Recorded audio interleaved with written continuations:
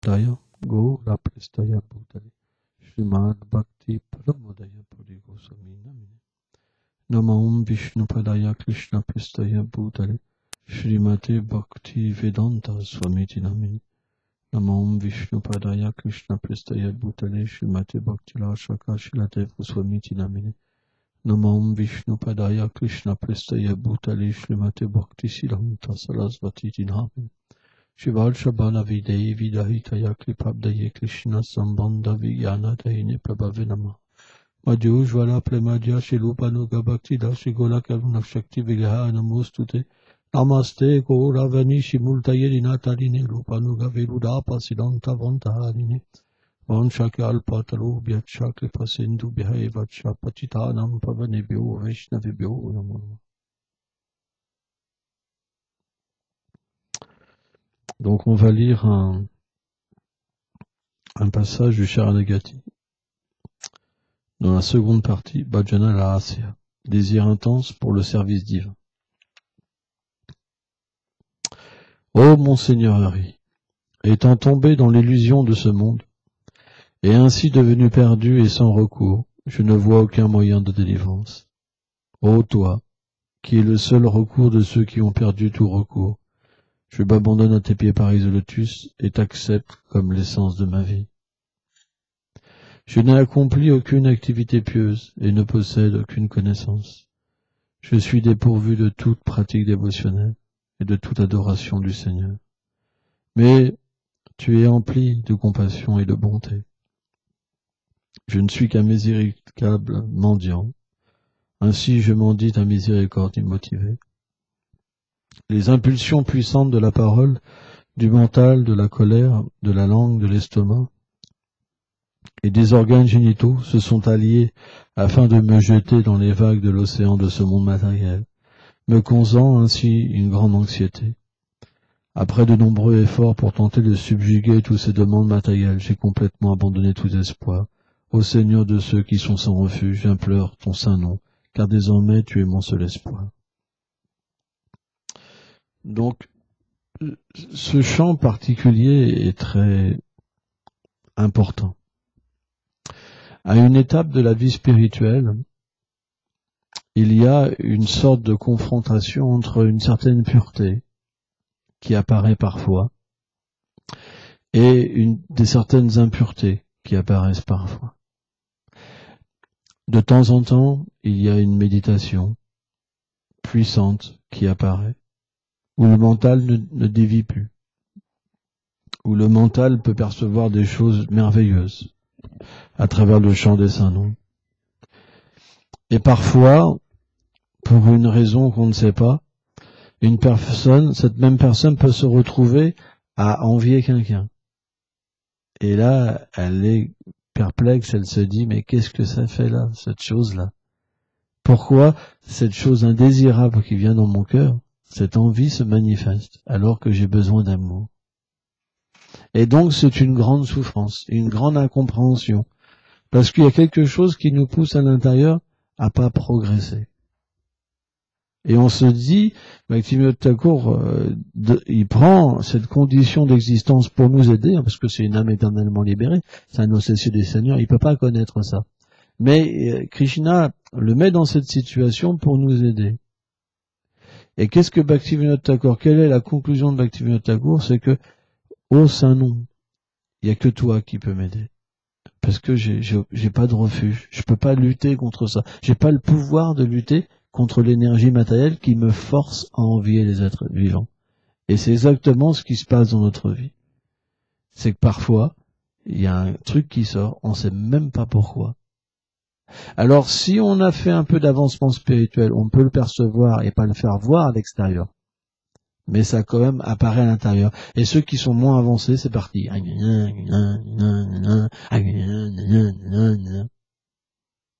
C'est le théâtre de tous les jours. C'est une réalité. Mais malheureusement, ce n'est qu'une cause de souffrance. Qu'est-ce que c'est un matérialiste? C'est un matérialiste qui ne voit pas cette chose-là. Il pense que c'est le merveilleux. À lui. Il pense que c'est normal. C'est de cette manière-là qu'il construit son royaume, en critiquant les autres. En rabaissant les autres, il s'élève. Ça, c'est le matérialiste. Mais le dévot qui veut progresser, lui, il comprend pas pourquoi c'est encore là.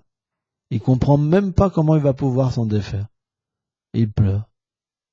Il pleure de désespoir parce qu'il y a quelque chose de plus puissant en lui qui le force à commettre des mauvaises activités.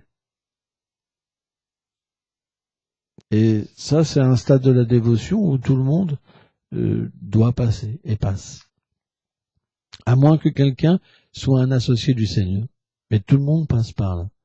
On voudrait connaître l'amour, rencontrer le Seigneur suprême et être établi dans une relation de service avec ses associés. Mais il y a quelque chose qui fait que on ne peut pas y accéder. Il y a une situation, il y a comme un voile, que même si on chante, à Shalom Babas, c'est un chant où on écoute simplement. Il n'y a pas même de déviation. Mais même ça, pour un tel dévot qui a eu une expérience de préma, il se dit, mais c'est horrible. Seigneur, tu me punis. Même l'écoute, même pouvoir chanter comme ça, et même être en bliss, en extase. Hein. Mais s'il voit pas la beauté du Seigneur, il considère que ce chant-là, il n'a aucune valeur.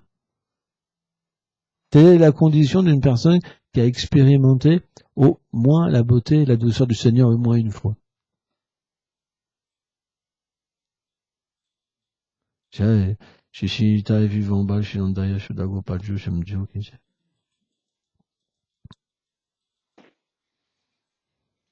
Krishna peut tout lui offrir. La richesse, le pouvoir, le plus haut poste dans l'univers, même le poste de Brahma. Qu'est-ce que pense un tel dévot? Seigneur, tu me triches. Tu veux ma perte. Pourquoi tu me fais ça? Qu'est-ce que je t'ai fait? Et il cherche. Ah, j'ai dû offenser, j'ai dû faire ceci, j'ai dû faire cela. Il cherche. Et quand si quelque chose de mauvais apparaît en lui, alors il pleure. Il dit, ah, jamais je pourrais y arriver. Il réfléchit, il pense au verset Baunam Jamamante. Qu'est-ce qu'il pense? Il pense même des millions de vies. Ça pourra pas le faire. Même des millions d'existences. Je pourrai jamais le rencontrer de nouveau. Et il devient détruit. Il pleure. C'est ça qu'attire le Seigneur. Il pleure. Il pleure pas pour sa femme, il pleure pas pour ses enfants. Il voit plus rien. Il voit plus rien parce que tout est tellement petit par rapport à l'expérience de l'amour de Dieu. Il pleure. Il pleure dans cette condition, vous vous rendez compte? Alors que tous les gens dans ce monde, ils peuvent pas comprendre ça. Mais lui, tout est inversé. Lui, il pleure. Avant, quelqu'un pleurait parce il voyait pas ses enfants. Mais lui, maintenant, il pleure pour autre chose. Il y a une autre nature qui commence à apparaître en lui. C'est la nature d'être un serviteur de Dieu. Ça commence à apparaître. C'est les premiers lueurs du soleil. Ça veut dire que quand les premières lueurs du soleil arrivent, on voit encore des étoiles. Et les étoiles, c'est comme des mauvaises choses. C'est une façon poétique de voir. C'est comme des mauvaises choses qui restent encore. Mais la lueur apparaît.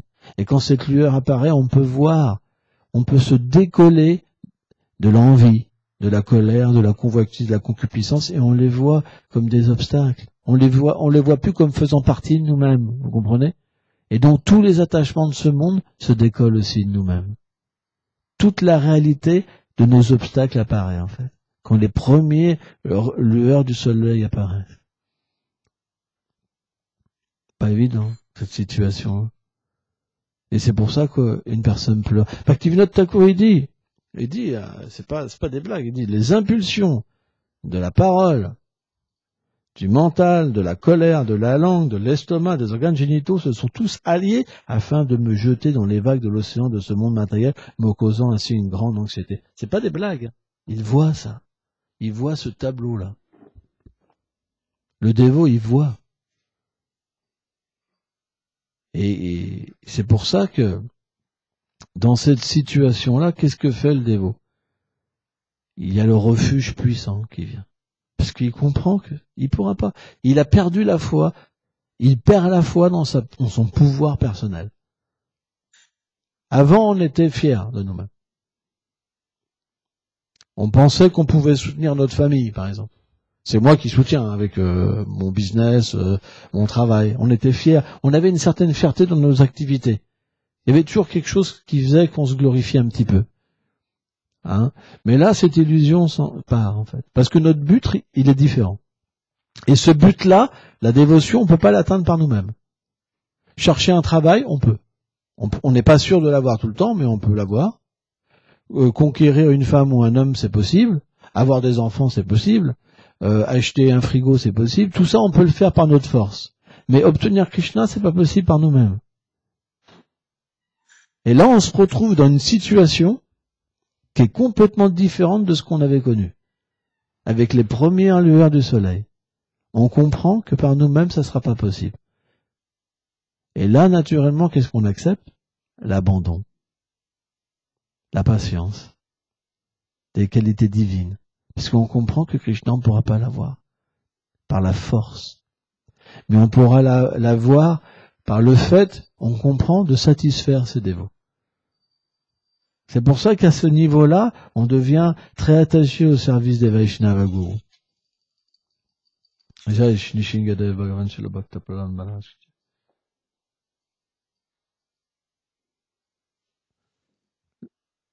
On cherche comment, parce que on n'a pas la force par nous-mêmes.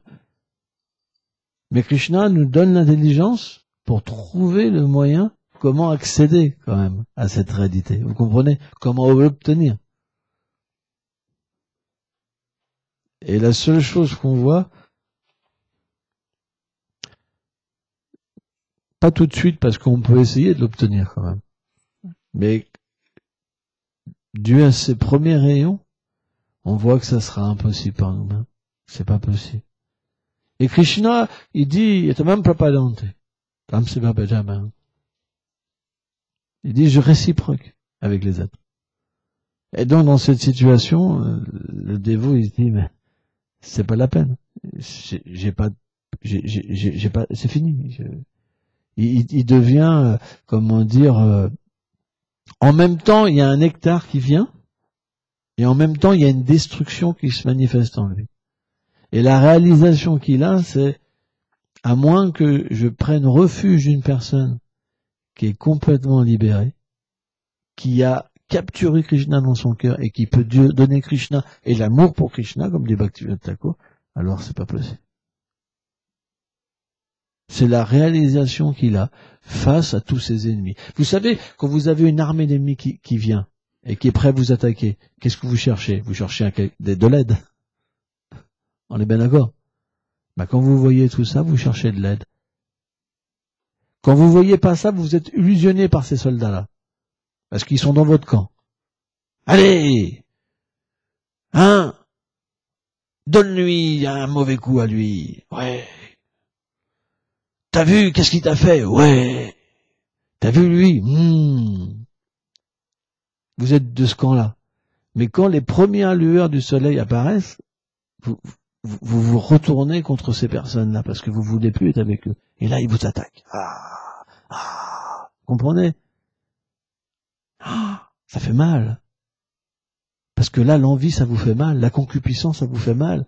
Vous n'avez plus envie. Vous n'avez plus envie d'être dans ce camp-là. Vous comprenez?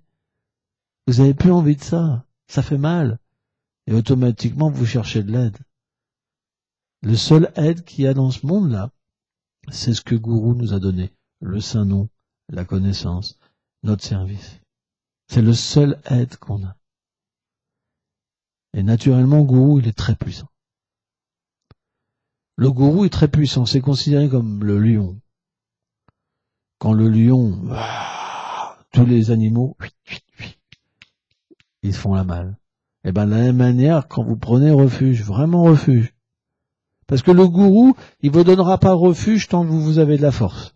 Tant que vous pensez, c'est une façon de parler. Il donne toujours refuge, mais le refuge plein, vous l'obtiendrez pas si vous comptez encore sur votre force, pour vous lutter contre l'envie, etc. Mais quand vous êtes sans espoir, parce que vous voyez là la situation, vous êtes sans espoir, alors le refuge, il peut être obtenu.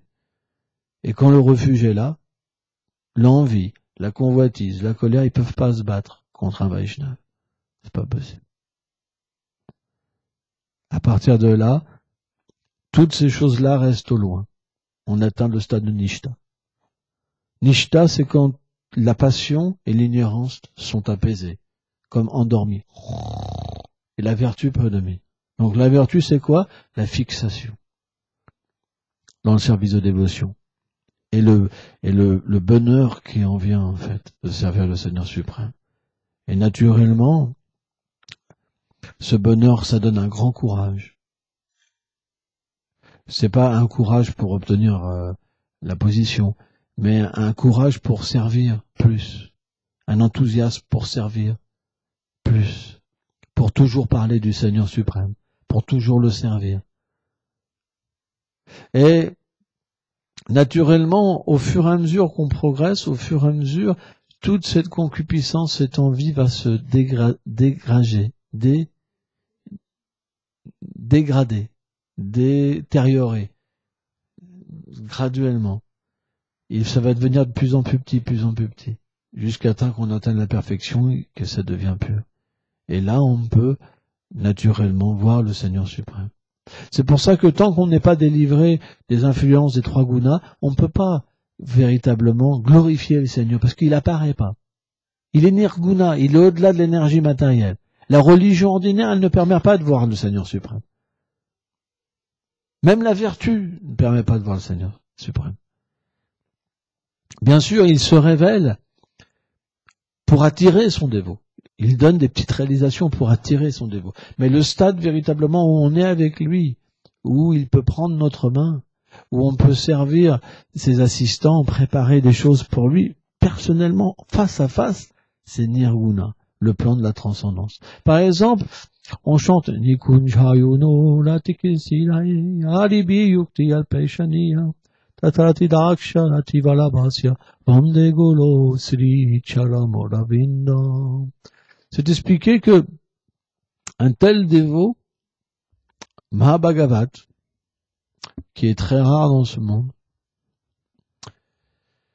il sert directement les assistantes de Srimati Radharani dans les bosquets de Vrindavan, dans la demeure du Seigneur.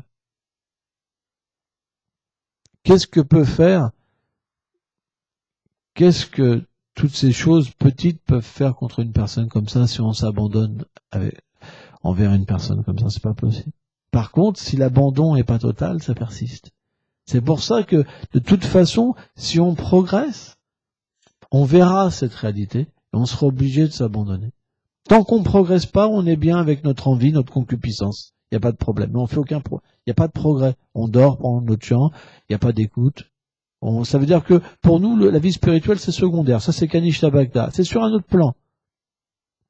On n'a pas de réalisation. On ne sait même pas si c'est vrai. On a juste une petite soukriti qui fait qu'on est obligé de continuer. Nos actes pieux, nos vies passées font qu'on est obligé de continuer. On est obligé d'être là. Mais on n'a pas la réalisation d'être là. On pourrait très bien adorer telle chose ou telle chose à la place ou telle chose à la place. On peut changer même de religion, pourquoi pas. Mais dans ce plan d'existence supérieur, il y a une réalisation.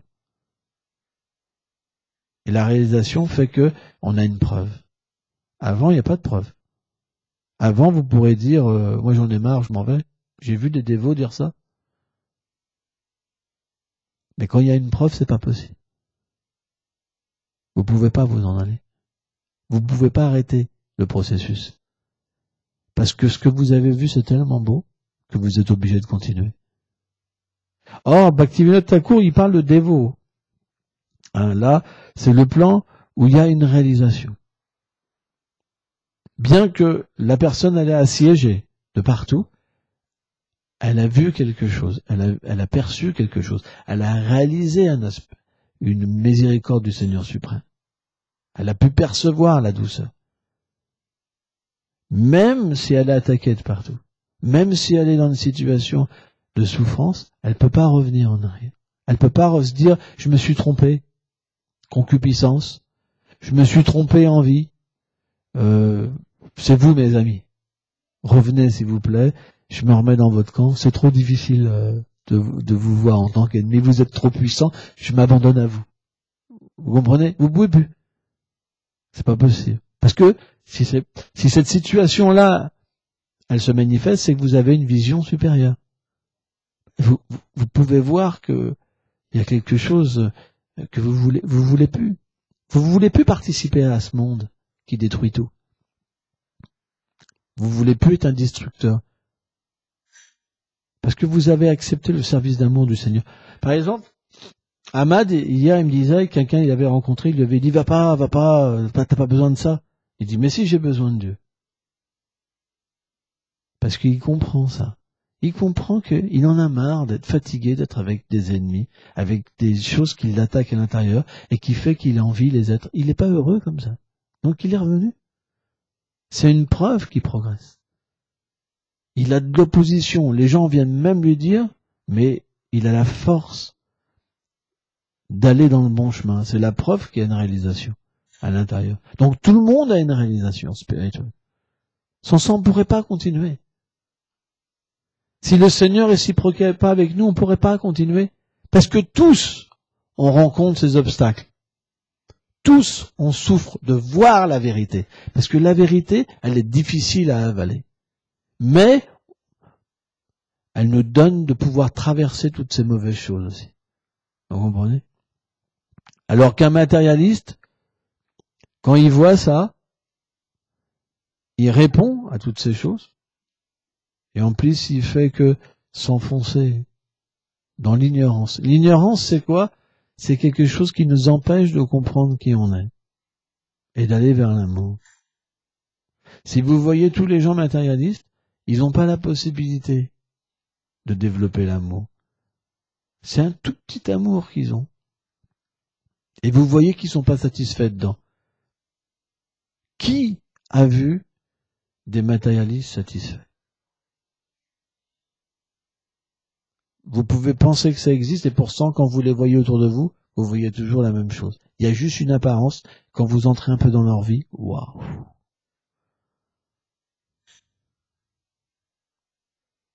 Parce que le matérialisme, ça veut dire quoi? La concupiscence. C'est quoi la concupiscence? C'est comme un feu, Krishna dit. Ça dévore tout, ça détruit tout. Il en faut toujours plus. Vous avez une femme, un homme, il en faut deux, il en faut trois, il en faut... C'est ça la concupiscence. On ne peut pas être heureux dans cette situation. Parce que plus il y a de désir, plus il faut les... C'est sans fin. On ne peut pas obtenir la paix de cette manière-là. Le matérialisme, c'est l'antipode de la paix. Parce que ça veut dire que les sens sont comme des sapins et ils nous piquent. Ah, ceci, ah, cela, ah, ceci. Constamment.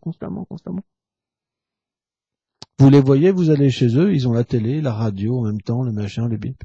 Il faut tellement de choses pour essayer de contrôler un peu la situation. Le mental, il erre partout, les sens, il erre partout. Comment je vais faire pour tout satisfaire? Et en plus, des fois, ils n'arrivent même pas à avoir une femme ou un homme. C'est plein d'agences matrimoniales, ils n'arrivent même pas à se... Ils pensent qu'à ça, mais ils n'arrivent même pas à se rencontrer. C'est vraiment pas facile. Des fois, ils travaillent tellement qu'ils n'ont même pas le temps d'avoir du plaisir. Vous comprenez? Parce que le plaisir, il devrait apparaître du cœur. Si vous recherchez du plaisir à l'extérieur, premièrement, vous contractez une dette. Parce que vous exploitez la propriété du Seigneur.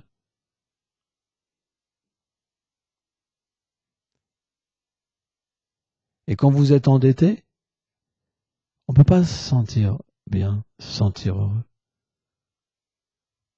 Mais qu'est-ce qu'on recherche en ce monde? Être respecté. C'est tout ce qu'on recherche. On essaye d'imiter Dieu, d'avoir du respect. Une femme et un homme, s'ils se respectent plus, ils restent plus ensemble. Le père et un fils, s'ils se respectent plus, ils restent plus ensemble. Mais est-ce pas vrai? Qui reste si on est matérialiste avec quelqu'un qui ne nous respecte pas? Personne. Les gens, ils cherchent qu'une chose, c'est le respect. Mais vous vous rendez compte de cette vie? Si on vous respecte pas, ça devient votre ennemi. Mais non, on a un paquet d'ennemis. La guerre, elle n'est pas finie. Donc, on essaye de faire des plans pour unir les gens, mais ça peut pas marcher. C'est difficile. C'est difficile. C'est vraiment difficile. C'est pourquoi, comment dire, les Vaishnavas, ils sont très miséricordieux et ils nous font voir qu'est-ce que c'est l'évolution spirituelle. Pour nous permettre de méditer dessus, déjà, pour commencer. Parce que si on médite dessus, sur l'évolution spirituelle, si on médite sur ces champs, ça va se manifester dans notre cœur. C'est comme une attitude qui apparaît de Bhaktivinoda Thakur et qui vient de notre cœur. Le chant, c'est Chintamani. C'est une pierre philosophale. Tout ce que vous pensez dans le chant apparaîtra en vous. Si vous méditez sur les chants de Bhaktivinoda Thakur, le sentiment de Bhaktivinoda Thakur apparaîtra en vous et la réalisation que Bhaktivinoda Thakur apparaîtra en vous. C'est pour ça qu'ils écrivent ces chants. Et on doit méditer avec le chant du Mahamantra les Krishna. Parce que le mental, sans ça, il va aller partout. Dès qu'on n'a pas un support, il part dans tous les sens. Hier, c'était quoi ma commande avec Krishna? Oh mince. Attends, j'avais pas envie de penser à ça, quand même. Ah, c'est les pinces à linge, là, quand même. C'est pas des pinces à linge dans le chant du Mahamantra, quand même. Hein, il y en a qui vendent des pinces à linge, il y en a qui vendent des turbines, tout ce que vous voulez. Vous comprenez? Mais par contre, si on dit, oh, mon Seigneur Hari, étant tombé dans l'illusion de ce monde et ainsi devenu perdu, et sans recours, je ne vois aucun moyen de délivrance. Et on commence à méditer sur cette... on prie Bhaktivinoda Thakur, on prie le Seigneur suprême, on prie notre filiation spirituelle de nous aider, que ces sentiments entrent de notre cœur. Et on chante, et on va sentir un sentiment d'humilité venir. Et une réalité qui nous apparaît. On va pouvoir progresser.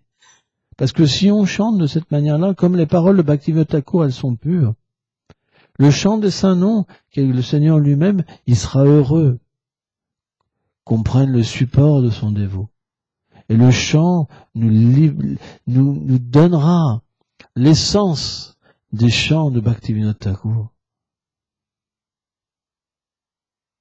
Bhaktivinoda Thakur est tellement cher à Shrimati Radharani. Et il est venu exprès pour nous délivrer. Il nous a tout donné, Bhaktivinoda Thakur. Tout. C'est pour ça qu'il faut véritablement profiter de sa miséricorde et à travers lui au devenir des Vaishnavas. Notre association avec ce qu'on entend, ce qu'on mange, ce qu'on voit, ce qu'on touche, nous donnera un résultat. La libération ou le conditionnement ou l'amour de Dieu. Donc, on n'a pas le choix. On ne pourra pas par nous-mêmes atteindre la perfection, parce que la perfection, elle n'est pas en nous. Mais si on s'associe avec des gens qui ont la perfection, cette perfection viendra en nous.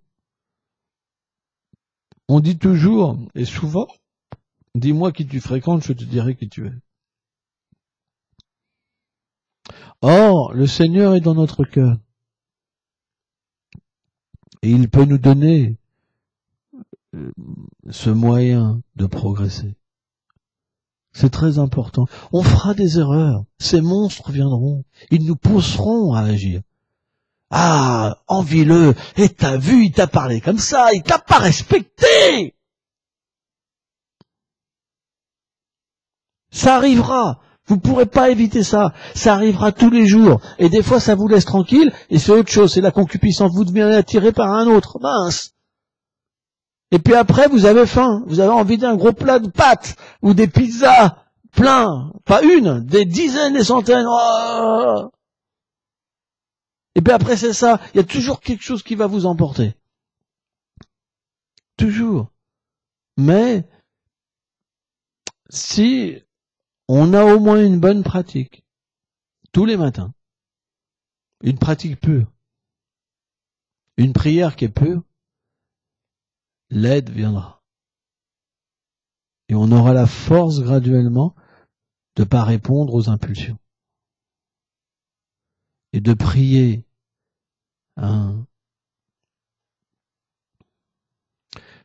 Et de prier sincèrement que le Saint-Nom vienne nous aider. Et on va progresser dans le chant. C'est très important. Mais si on veut progresser dans le chant, il faut chanter plus. Le chant, c'est comme le soleil. Si on veut constamment être protégé de l'envie, de la convoitise, de la concupiscence, il faut chanter constamment. Mentalement, audiblement, sur un japa. Ou étudier, c'est aussi du chant. Faire du service. Mais il faut être engagé tout le temps. Sans ça, si à un moment ou à un autre vous dites, bon, je vais prendre un peu de plaisir pour moi, boum, c'est reparti. Le mental, il arrive. Il dit, alors, qu'est-ce que tu veux? Un peu de concupiscence? Un peu de convoitise? Bah, je sais pas. Alors, réfléchis. C'est pas mal tout ça quand même. Puis vous dites oui, puis après vous pleurez. Parce qu'une fois que vous avez goûté à ça, quand vous chantez, vous avez plus de goût de nouveau. Et ça devient difficile. Et à un moment ou à un autre, vous vous découragez. C'est pour ça, on doit faire des choix dans la vie. On ne pourra pas tout avoir. On ne pourra pas tout avoir. C'est très important à comprendre. On ne pourra pas tout avoir. Ça ne sera pas possible. Vous devez faire des choix. C'est pour ça qu'un dévot qui arrive à ce niveau-là, il accepte 2 principes en plus. Il rejette ce qui n'est pas favorable et il accepte ce qui est favorable. Vous ne pourrez pas progresser.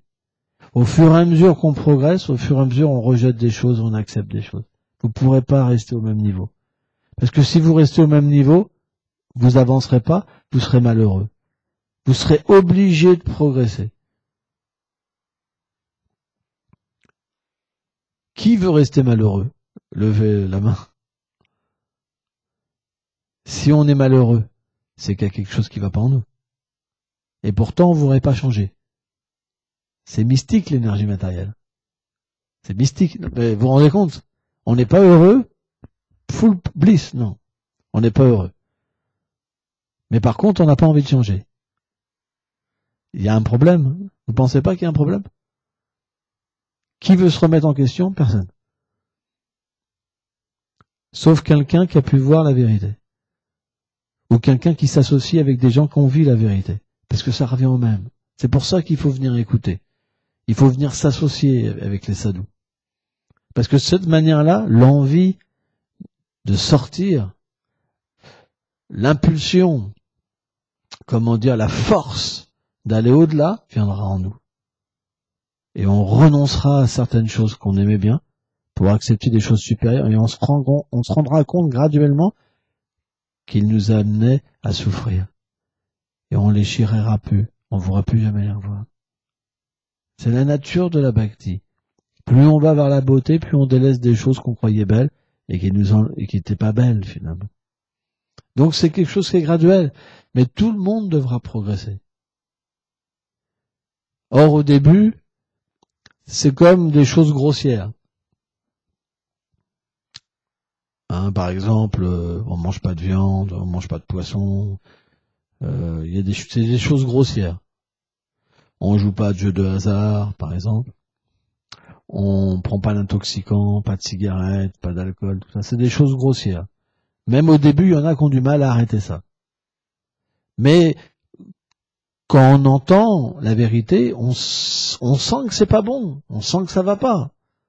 On peut pas parler d'amour et manger une poule, par exemple. Parce que la poule, elle avait le droit de vivre. Plus on va vers l'amour, plus on comprend que les êtres vivants doivent être respectés. On devient sensible. Plus on va vers la vérité, et plus on comprend que le hasard, ça n'existe pas, puisque l'injustice peut pas...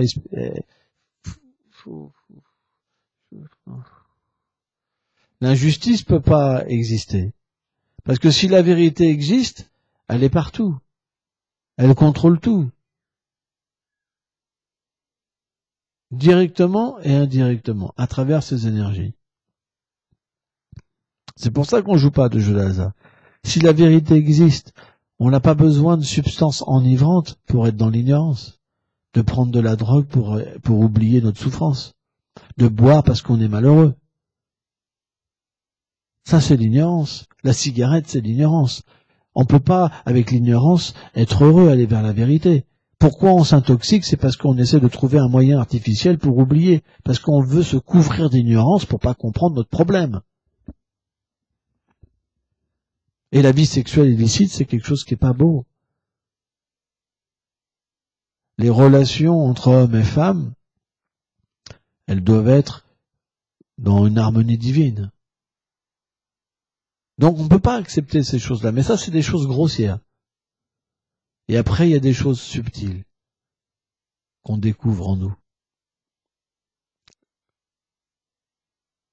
Graduellement. Il y a de plus en plus de joyaux, de joyaux du mauvais côté, on va dire, hein, qu'on croyait être des joyaux, et on va graduellement voir que c'est pas une bonne chose. Et à un moment, quand le terrain sera favorable, alors on pourra véritablement se fixer dans la dévotion. Mais il y a un nettoyage de cœur. On doit tous passer par là. Et comprendre que c'est normal. Pourquoi il n'y aurait pas un nettoyage? Quand vous avez un vêtement trop sale, est-ce que vous le portez? Non, vous le lavez. Eh ben, le cœur, faut le laver aussi. Quand il est trop sale. Donc, Chaitanya Mahaprabhu, il a dit, Chetudalpanama Janam. Il a comparé le cœur à un miroir. Et avec le temps, vous savez, un miroir qu'on ne s'est pas bien entretenu, parce que ça prend la poussière facilement, un miroir, eh ben, il y a la poussière qui se met dedans. Mais si vous attendez 10 ans, une vie, 2 vies, 1000 vies, 1 milliard de vies, il y a une poussière tellement épaisse que vous pouvez même plus comprendre que c'est un miroir. Et donc, c'est l'identification au corps, à la concupiscence, à l'envie, à la convoitise. Mais quand on chante, quand on pratique le service de dévotion, quand on entend les sadhus, alors c'est comme la poussière qui s'en va graduellement. Cette poussière s'en va par l'écoute. Et à un moment, qu'est-ce qui se passe? Vous pouvez avoir la foi que le Seigneur est une personne, parce que le miroir devient perceptible. La réalité de l'âme devient perceptible. Donc il faut un certain temps. Mais à un moment, c'est plus une croyance. C'est une réalisation que c'est la vérité. Et à partir de là, vous ne pouvez plus revenir en arrière. C'est fini. Et en plus, ce qu'il y a d'intéressant, c'est que de la même manière qu'on était un matérialiste, c'était normal. Il n'y avait pas besoin de se forcer. Pour se glorifier, c'était facile. Pour critiquer les autres, c'était facile. Mais de la même manière, à ce niveau-là, pour être un dévot, c'est tout à fait normal. Vous n'avez pas à vous forcer pour aimer les êtres, pour vous occuper des êtres, pour le plaisir du Seigneur suprême. C'est tout à fait normal. Vous comprenez? Il y a juste dans une certaine transition, si on s'abandonne pas, où il peut avoir un certain problème à un moment de la vie spirituelle. C'est-à-dire quelqu'un, il voudrait abandonner le monde matériel parce qu'il comprend que c'est pas bien, mais il veut pas non plus s'abandonner. Donc au milieu, c'est pas une bonne chose. C'est une chose où on reçoit ni rien d'un côté, ni rien de l'autre. On faut pas rester comme ça. Et puis ça marche pas. Parce que vous pourrez pas revenir en arrière. Parce que vous avez compris que ça allait pas. Vous le voyez. Mais vous n'êtes pas décidé de vous abandonner en même temps. Donc vous êtes au milieu. Et cette situation-là, elle est une situation de souffrance. Elle n'est pas bonne. C'est pour ça qu'Active Thakur nous aide à dépasser. Parce que tout le monde va dans ce piège. Tout le monde, c'est normal. On n'est pas heureux, mais on a envie de garder notre indépendance en même temps. Donc on rejette le monde matériel, mais on ne veut pas s'abandonner. On est des idiots. Pourquoi? Parce qu'on est dominé toujours par le Seigneur suprême.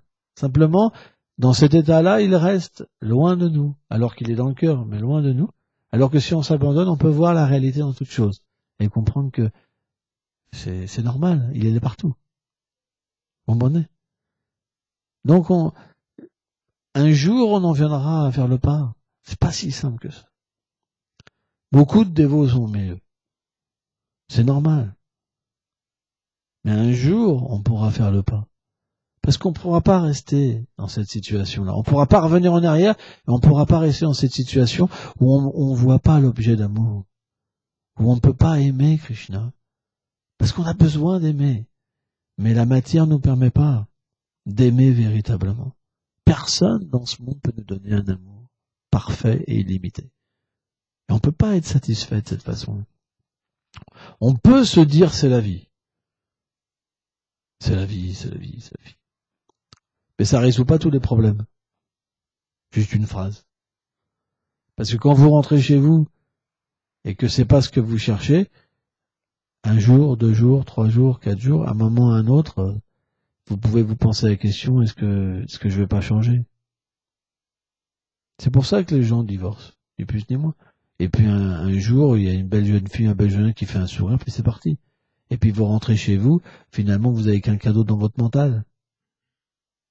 Alors que la personne compte sur vous. C'est horrible comme mon matériel. Et ça peut être que comme ça. Parce qu'on peut pas être satisfait avec des gens qui sont trop petits. C'est pas possible. Mais le problème, c'est pas eux. Le problème, c'est nous. Parce qu'on comprend pas que notre vérité, elle est sur un autre plan. Et que la relation d'amour, on doit l'établir sur un autre plan. Et à ce moment-là, on pourra l'établir aussi sur le plan de l'environnement. Et voir tout comme parfait. Et arrêter de se plaindre des autres. Et toujours demander ce qui n'est pas possible. Ils pourront pas être Krishna. Ils pourront pas être Radharani. Vous pouvez espérer les challenger, mais c'est pas possible, vous êtes tout petit.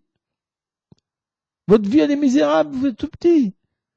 Vous pouvez pas challenger le Seigneur suprême. C'est pas possible. À partir de là, votre vie, elle peut être parfaite, si vous comprenez ça. Sans ça, regardez, par exemple, moi j'ai vu tellement de gens fiers d'avoir des femmes, et quand les femmes les trompaient, ça atteint la fierté, vous comprenez? C'est tout le temps comme ça, ce monde. Vous ne pourrez pas empêcher quelqu'un de regarder un autre, parce que vous êtes limité. Moi, je sais, quand j'étais, par exemple, matérialiste, j'étais extrêmement jaloux, possesseur. Et si quelqu'un osait regarder ma femme, boum. Violent, hein. Vraiment violent. Hein. Je me rappelle même une fois, j'étais dans le métro, et quelqu'un s'était moqué de ma femme, je l'avais attrapé par la gorge, je l'avais traîné comme ça. Et je m'étais arrêté quand même à un certain niveau, et tout le monde était horrifié dans le métro. Tout le monde était comme ça. Le degré de violence. Les gens, ils ont halluciné. Après, j'étais obligé de partir en courant. Mais pourquoi? Parce que il y a la fierté. On pense que les choses nous appartiennent. On ne supporte pas qu'on nous manque de respect. C'est à moi. Personne n'a le droit de regarder. C'est à moi. Et tout le monde s'envie les uns les autres. Même chez les dévots qui sont pas avancés spirituellement. Les femmes, dès qu'il y a une autre femme qui regarde un peu, ou un homme, tout le monde, c'est partout comme ça. À un petit niveau de violence ou un grand niveau de violence, la violence est là. C'est la même violence. Elle peut augmenter comme elle peut diminuer. C'est la même violence. La jalousie, c'est la même violence, sauf que elle peut être véhiculée avec beaucoup de violence physique ou une violence verbale subtile, une vengeance subtile. La vengeance est un plat qui se mange froid, par exemple. Il y a des gens qui peuvent méditer toute leur vie pour se venger. Vous vous rendez compte? Il y a des gens qui passent leur vie à critiquer une personne parce qu'elle lui a manqué de respect une fois. Mais tout ça pourquoi? La fierté. Ça rend fou, la fierté. C'est pour ça que Bhaktivinoda Thakur nous vient en aide et il nous demande d'arrêter d'être fiers et de développer l'humilité. Et en fait, il finit comme ça et il dit, après de nombreux efforts, j'ai tenté de subjuguer toutes ces demandes matérielles, j'ai complètement abandonné tout espoir. Ô Seigneur, de ceux qui sont sans refuge, j'implore ton saint nom, car désormais, tu es mon seul espoir. Hein? C'est cette mentalité-là qu'on doit développer. Hein? On a tous essayé la haine, l'envie, on connaît tous. On sait où ça nous amène, mais il faut essayer quelque chose de différent. Parce que ça nous amènera dans un monde qui est merveilleux. Srila Bhaktivinoda Thakur, qui